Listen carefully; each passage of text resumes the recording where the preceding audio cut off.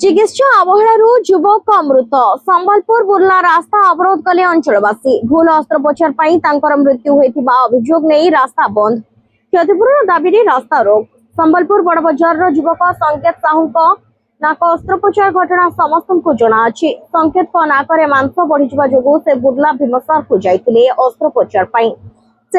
अस्त्रोपचार होता किंतु अस्त्रोपचार 24 घंटा मध्य शरीर नील पड़ शरीर किसी अंश कार्य करने बंद कर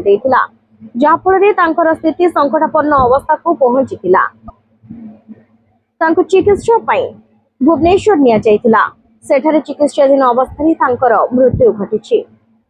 डाक्तर अवहेला जो आज जड़े 24 वर्षीय पुओं को हराई जड़े मां अंचल शोकर छाया खेली जाइए राजघाट ठारे संबलपुर बुर्ला रास्ता अवरोध करते परिवार एवं स्थानीय लोके भूल अस्त्रोपचार जो संकेत मृत्यु होता अभियोग परिवार लोके परिवार बड़ क्षतिपूरण दाबी करा जाइछि।